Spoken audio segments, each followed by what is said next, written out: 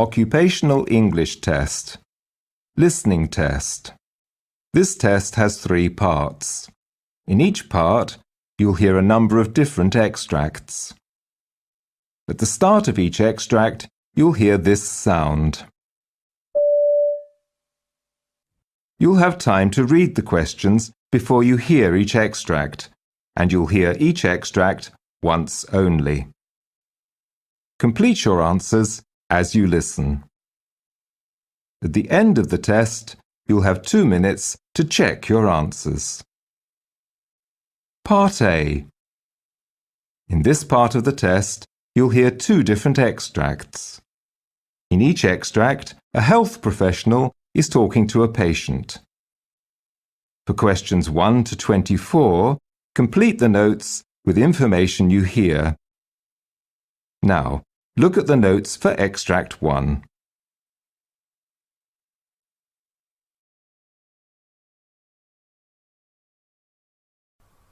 Extract 1. Questions 1 to 12. For questions 1 to 12, complete the following notes with a word or short phrase. You now have 30 seconds to look at the notes. You hear a doctor talking to a patient.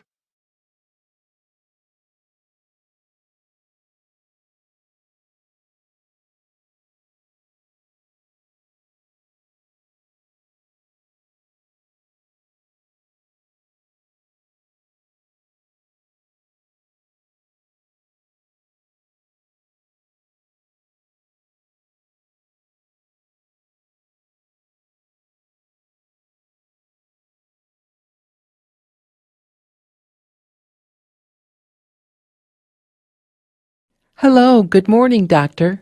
Good morning. Tell me, what's your problem? Well, I have a Codman-Haycom shunt set at 90 millimeters H2O. Recently, I'm getting acute onset of headaches, and it's worsening day by day. I am unable to sleep. The pain is constant and is worse with coughing, straining, and sneezing, as well as standing up. What's your age? 40, doctor. Did you take any medicines then? Yeah, I've tried taking Imitrex as well as Motrin 800 milligrams twice a day, but it has not provided much relief. Although the pain is generalized, it is quite intense in the frontal region of head. I get a feeling of ringing in the ears. I have been experiencing intermittent blurry vision and dimming lights as well. Do you drink or smoke? No, doctor. Well, I've reviewed your diagnosis reports. Your physical exam reports show blood pressure at 153/86, pulse at 63, and respiratory rate 16. Cranial nerves intact for extraocular movements. The shut site is clean, dry, and intact. You have a small 3 mm to 4 mm round scab that was noted farther down from her shunt reservoir. It looks like there's a little bit of dry blood there. The worsening headaches are secondary to shunt adjustment back after an MRI. You have pseudotumor cerebri without papilledema and migraine headaches. Well, your shunt back programmed to 90 mm H2O last time was after confirmation of an X-ray. However, it seems the picture of the X-ray last time was not most desirable. Therefore, I'm planning the shunt back to 90 mm H2O again tomorrow.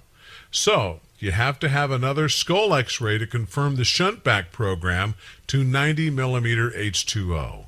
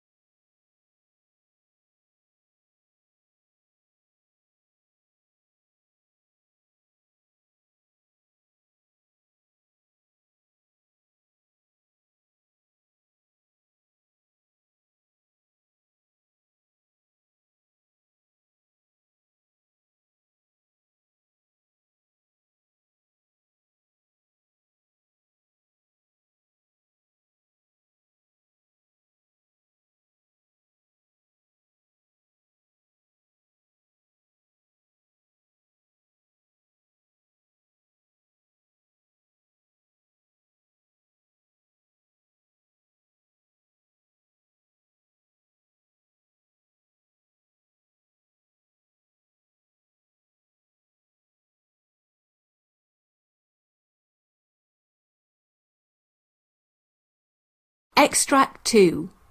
Questions 13 to 24.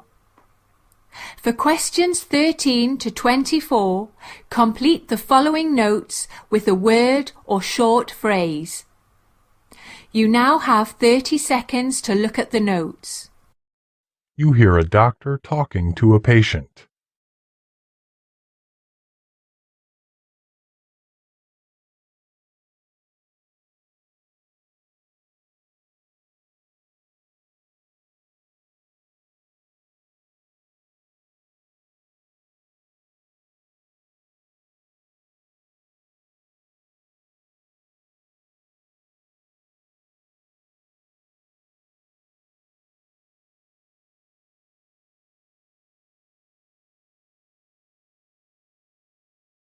Hello, good morning, doctor. Good morning. Tell me what's your problem. Well, I have a history of first-degree atrioventricular block and had a pacemaker placement. I feel this problem of decreased eye vision. Last time the problem lasted for about 5 minutes. That occurred 4 weeks ago when I was driving the car. Then how did you manage to drive? Well, I was able to pull the car over to the side of the road without much trouble. During that time, I felt nauseated and lightheaded.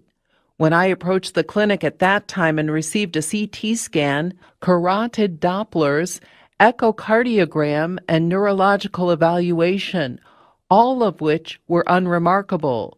I couldn't have an MRI due to the pacemaker placement. Okay. Did that occur again? No, doctor. Any lesions or change in vision, headaches, change in gait, or other neurological issues? No, doctor. Do you have any back pain, bowel or bladder incontinence, or frank lower extremity weakness? No, doctor. What's your age? 57, doctor. Do you drink or smoke? I don't smoke, but I drink alcohol, only on some special occasions. Any past illness or surgeries? I had pacemaker placement for atrioventricular block, and I had bilateral knee replacement 3 years ago and have some pain in my knees. What medications are you taking? I have recently started on Plavix, suggested by primary care doctor. Other than that, baby aspirin, 81 milligrams per day, Proscar, 5 milligrams, GD, and Synthroid, 0.2 milligrams daily. Are you allergic to any medication? No, doctor. Well, your physical examination shows your blood pressure at 134/80, your heart rate 60, respiratory rate 16, and weight is 244 pounds. Cranial nerves 2 through 12 are intact, and you have normal bulk and tone throughout. There's no cogwheeling. There is some minimal weakness at the R4 plus or 5, and possibly trace weakness at the quadriceps -5 or 5.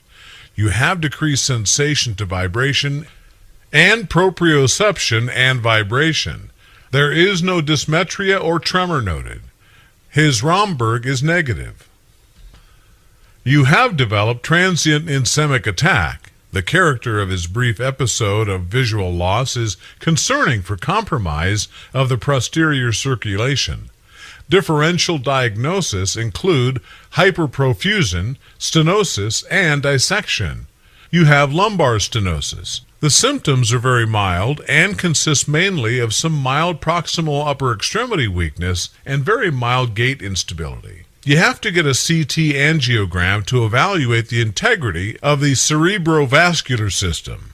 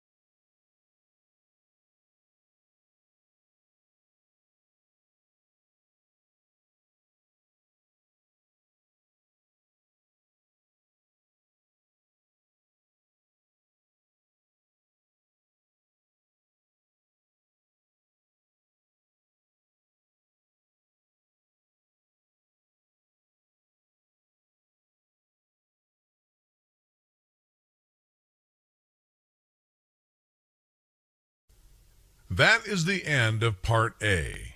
Now look at Part B.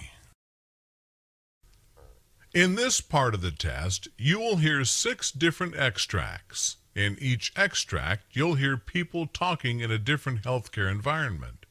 For questions 25 to 30, choose the answer A, B, or C, which fits best according to what you hear.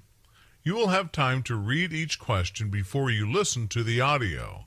Complete the answers as you listen to the audio. Now, look at the question 25. You hear a discussion between a doctor and nurse about different complications following heart attack.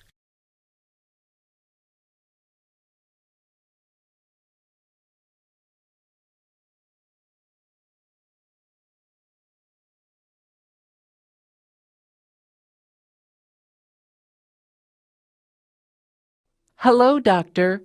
What types of complications are expected following heart attack? Well, there are 2 types of complications that can occur following a heart attack. The first problem occurs pretty much straight away, and the second complication occurs later on. Immediate complications following a heart attack are: arrhythmias is the immediate complications in which the heart beats irregularly, either too fast or too slowly. Cardiogenic shock is when the patient's blood pressure drops suddenly. Therefore, the heart cannot supply adequate blood for the body to function properly.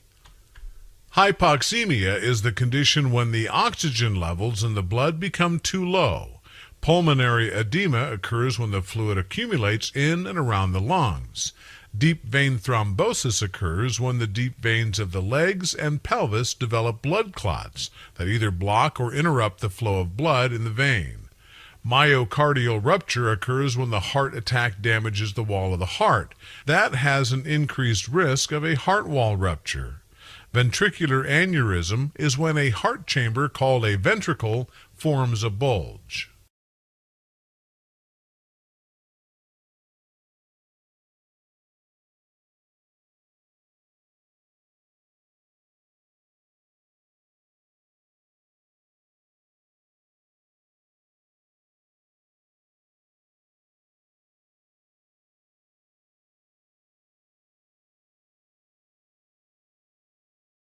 Question 26. You hear the discussion between 2 doctors about the impacts of acute kidney injury.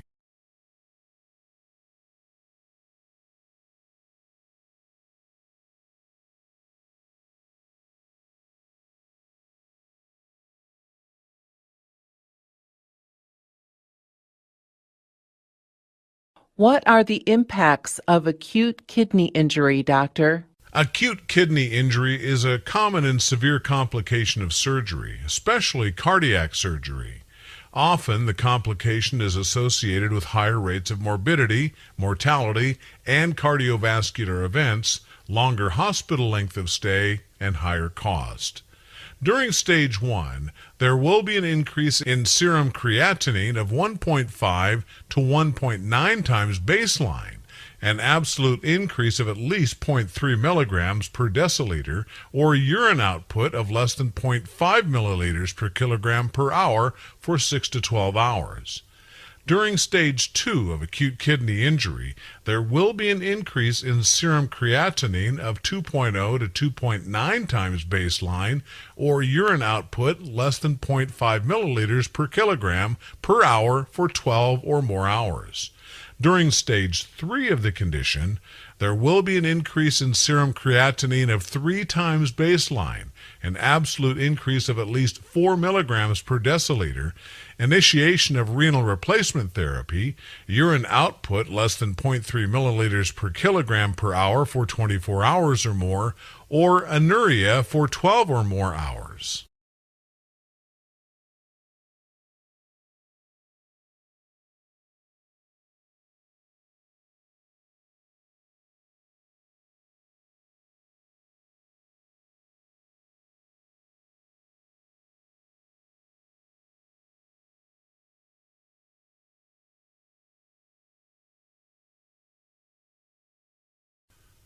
Question 27. You hear a discussion between 2 doctors about acquired melanocytic nevi.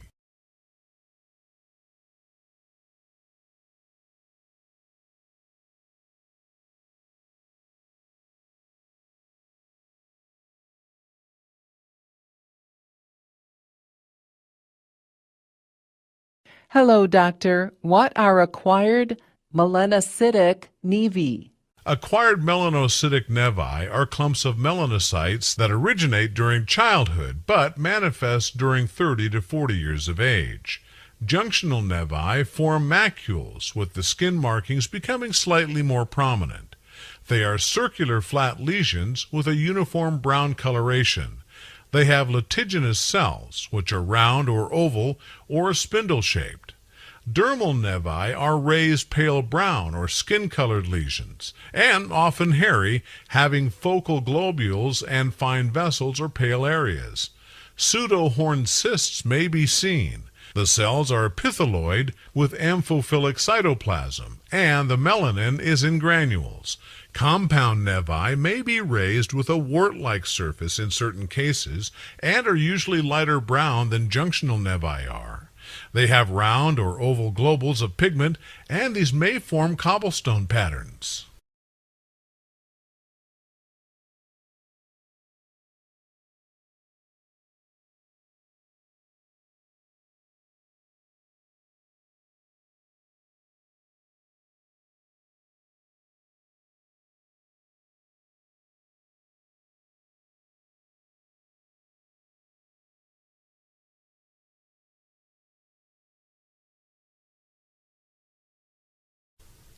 Question 28.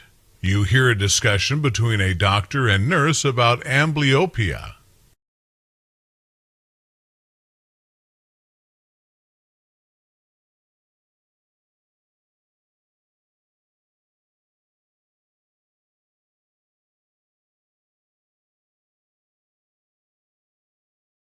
Hello, doctor. Can you explain what is an amblyopia? Well, amblyopia is the medical term for lazy eye that refers to a condition in children where the vision in one eye fails to develop adequately. This usually affects ability of the child to see using the weaker eye. In strabismic amblyopia, a squint develops due to a mismatch between the muscles that support the position of the eyes. Therefore, the brain ignores the eye that is not straight and relies on the images generated by the stronger eye. In a condition called anisometropic amblyopia, the refractive error is greater in one eye than the other eye. Therefore, the brain ignores the more farsighted eye and relies instead on the eye that provides a clearer picture. However, the weaker eye remains straight. Therefore, the defect may go unnoticed by the parents or primary care doctor. In the condition called deprivation or occlusion amblyopia, one eye is deprived of vision due to the development of a blockage, such as a cataract. The ocular media becomes opaque, preventing visual information from reaching the brain.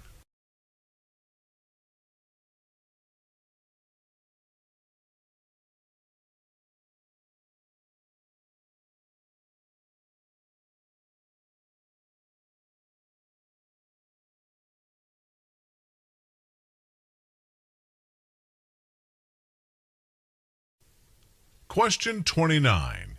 You hear a discussion about miliaria.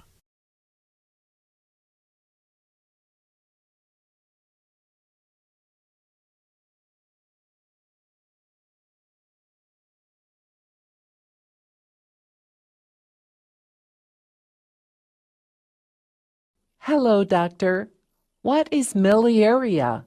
Well, miliaria is the conditions associated with sweat retention in the skin. When the flow of sweat is obstructed, the sweat stays trapped within the skin instead of moving out from the sweat glands to the surface of the skin, developing various symptoms and signs including skin lesions. Miliaria crystallina, also called pseudomina, describes sweat duct obstruction in the uppermost epidermis, where the sweat is retained to form subcorneal vesicles. These clear, non-inflamed, fluid-filled blisters and papules rupture easily, and even light rubbing can cause them to break. Miliaria rubra, also called prickly heat, and refers to the retention of sweat that moves into the middle layers of the epidermis and the upper dermis, resulting in itching and redness around the sweat pores. Miliaria pustulosa occurs when the miliaria rubra develops as inflamed pustules. Miliaria profunda occurs when the sweat moves from the ducts into the dermis. Hard, flesh-colored, painful papules develop that are much larger and more deeply located than the papules seen in miliaria rubra.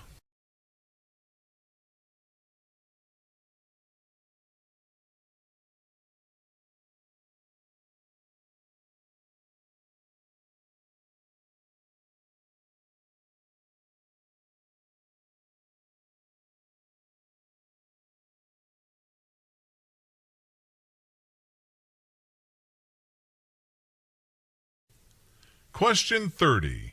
You hear a lecture about different type of stents.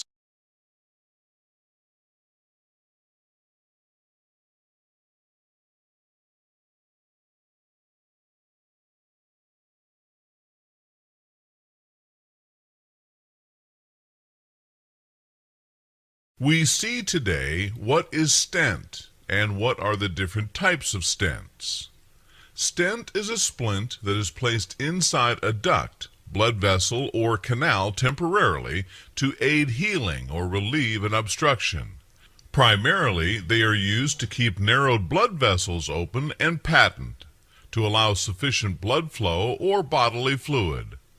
Coronary stents are a tubular, mesh-like device that do not have any embedded medications in them. Drug-eluting stents are coated with medications to prevent inflammation and retinosis of the artery on a long-term basis.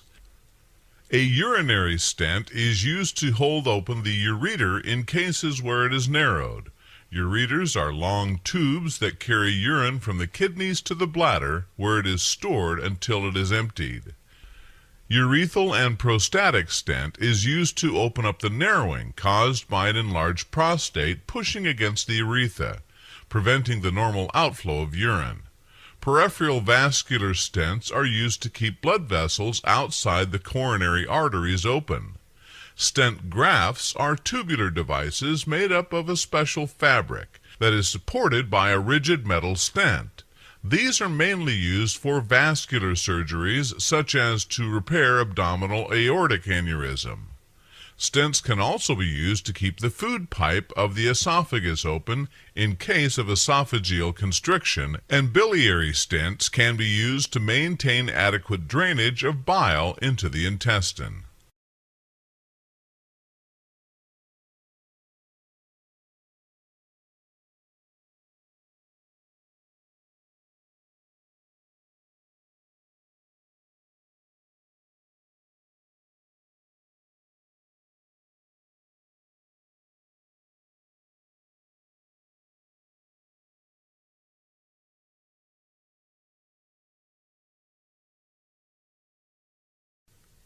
That is the end of Part B.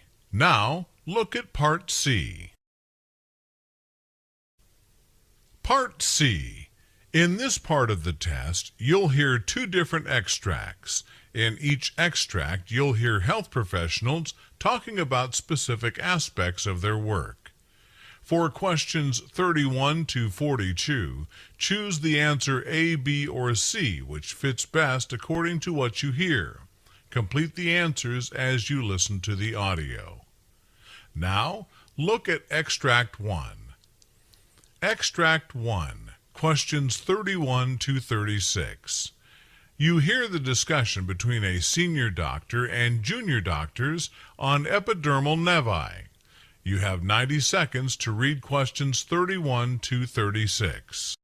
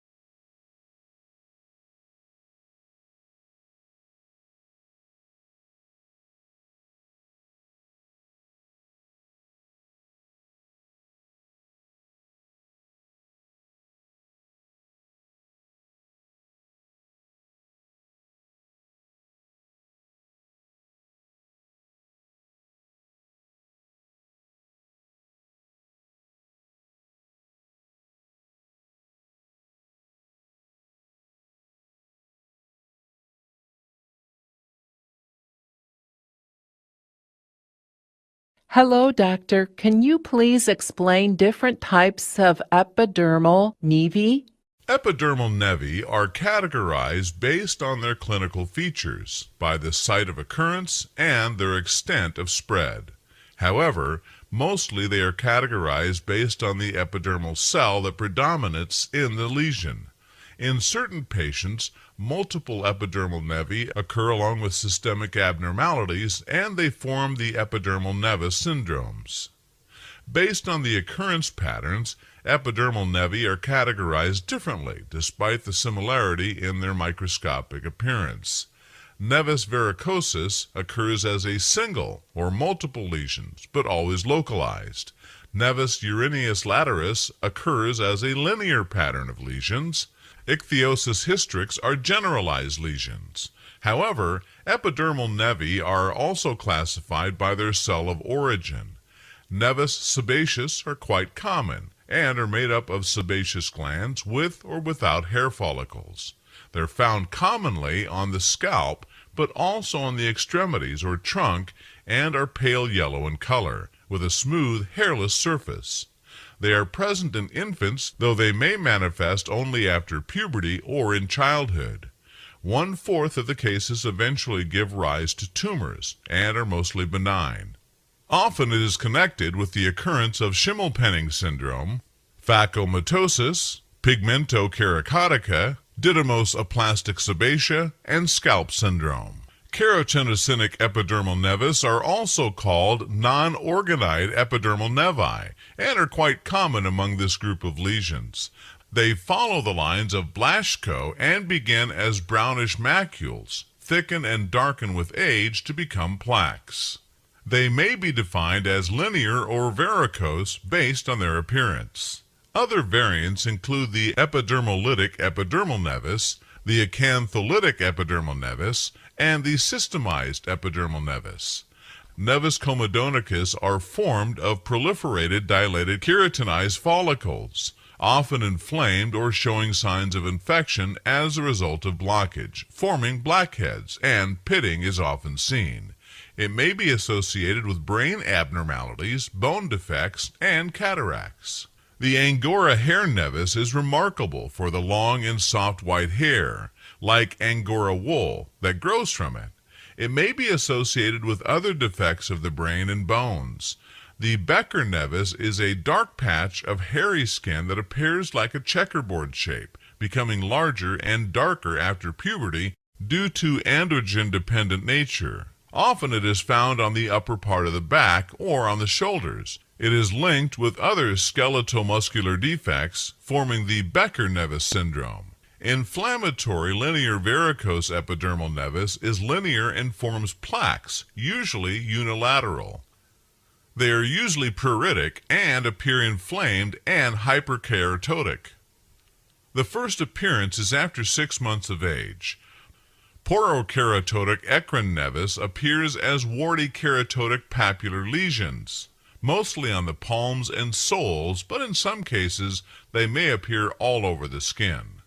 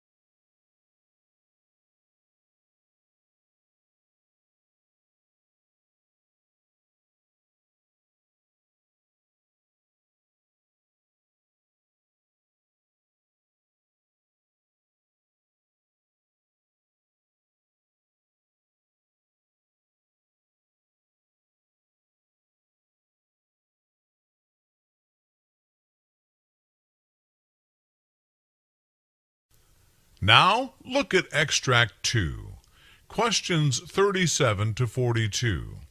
You hear the discussion of a physician with junior doctors on different types of gangrene. You have 90 seconds to read questions 37 to 42.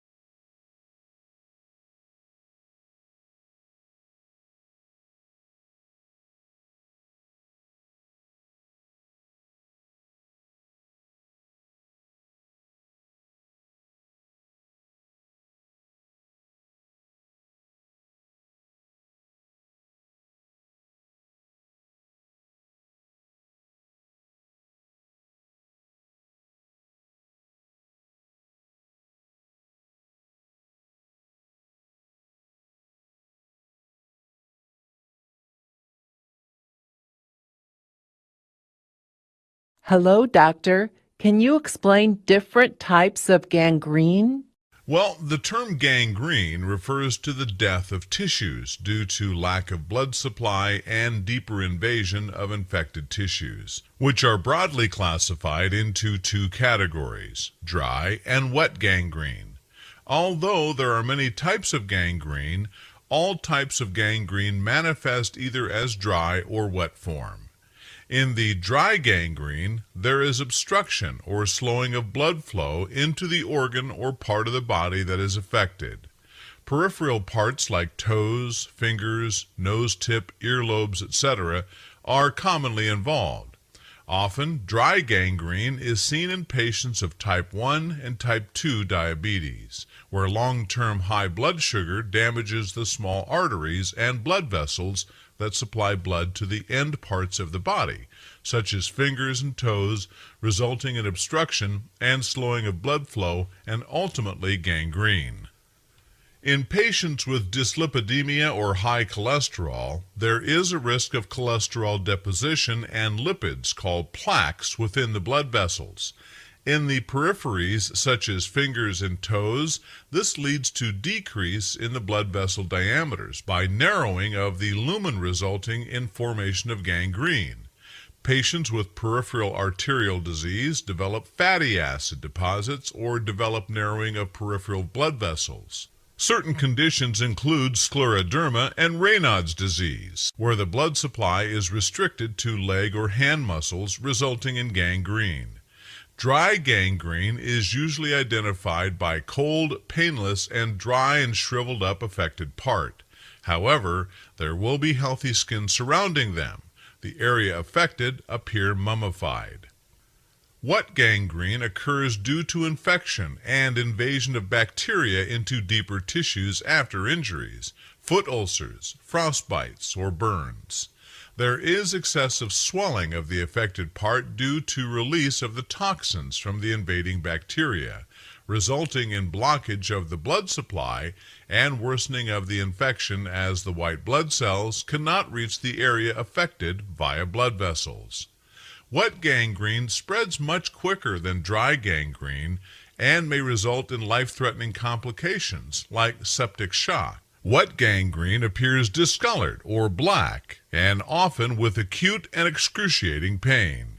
There are black blisters and foul-smelling pus beneath the thinned skin at the area. Since the infection is associated with discharge of pus, it is called wet gangrene. Gas gangrene is caused by bacteria called Clostridium that is found in spores present in the soil. Gas gangrene was a common cause of death in the wars. The gangrene is caused by the toxins released by the bacteria. Gas gangrene is further categorized into three types: traumatic gas gangrene, occurring after injury; non-traumatic gas gangrene; recurrent gas gangrene, caused by C. perfringens species of bacteria. Necrotizing fasciitis is a deep tissue infection caused by bacteria like Staphylococcus or Streptococcus. The bacteria spreads deep into the skin and into the tissues and attacks the soft tissue and the fascia, which is a sheath of tissue covering the muscle. This can occur in an extremity following a minor trauma or due to the opportunity for the bacteria to enter the body, such as surgery. The necrotizing fasciitis infection, known as flesh-eating bacteria, is most common with minor trauma. A mixed bacterial infection is often the cause after surgery. Internal gangrene is caused when blood supply to an internal organ is hampered, usually by pressure from another organ or growth. For instance, in hernia, there is an abdominal opening where the intestine may get blocked, and the blocked area turns gangrenous. Noma or cancrum oris affects the face. Fournier's gangrene is a rare but life-threatening condition affecting the penis and genitalia. This disease has been shown to have a predilection for patients with diabetes as well as long-term alcohol misuse. However, the disease can also affect patients with non-obvious immune compromise. The development and progression of the Fournier's gangrene is often fulminating and can quickly cause multiple organ failure and mortality. Due to such potential complications, it is crucial to diagnose the disease process as early as possible. Death rate is very high despite antibiotics and aggressive debridement and broadly accepted as the standard treatment. Mullany's synergistic gangrene is a rare type seen in patients after surgery. Mullany's synergistic gangrene is caused by S. aureus and Streptococcus organisms. One of the recognizable symptoms is the presence of extremely painful lesions that usually form in the second week after surgery or minor trauma.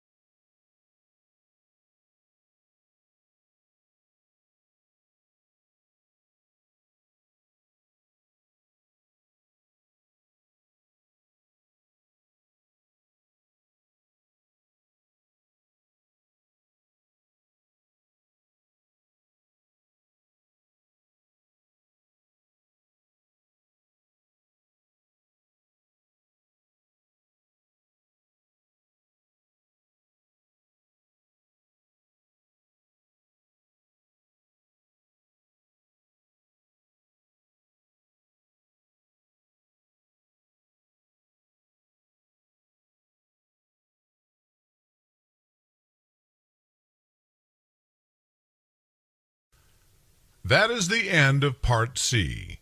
You now have 2 minutes to check your answers.